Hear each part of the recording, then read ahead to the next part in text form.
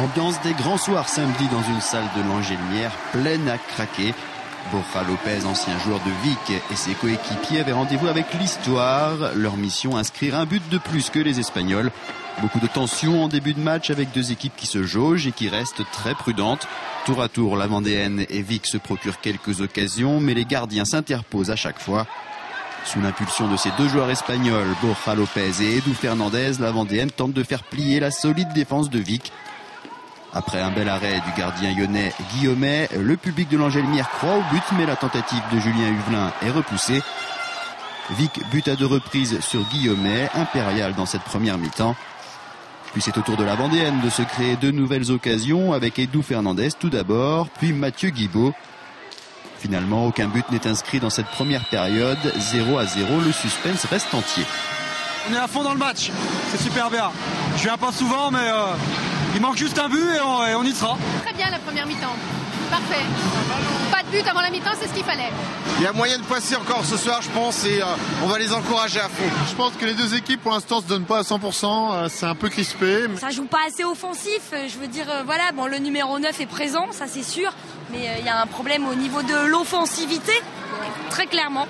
Mais bon, la deuxième mi-temps, on y croit.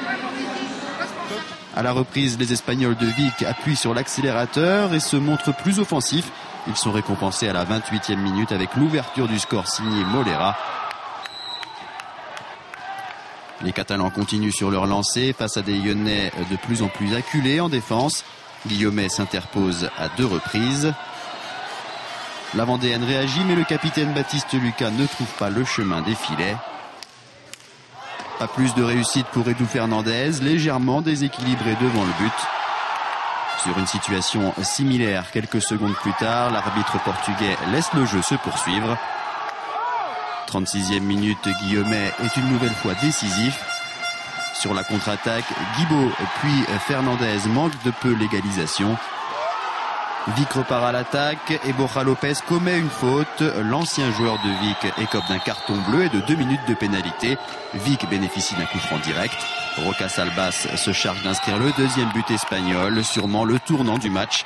À 10 minutes de la fin, la Vendéenne peut encore espérer revenir, mais la réussite n'est toujours pas là.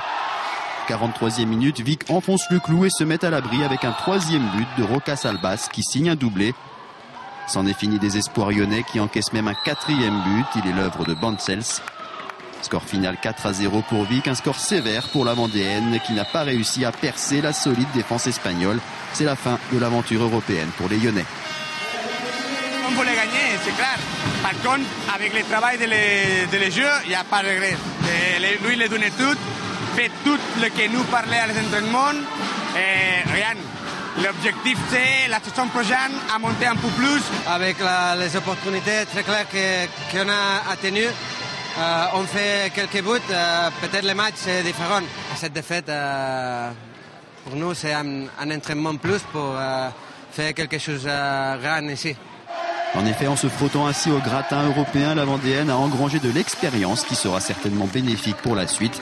Les Lyonnais ont encore de beaux objectifs devant eux, un Final Four en Coupe de France et le podium toujours accessible en championnat.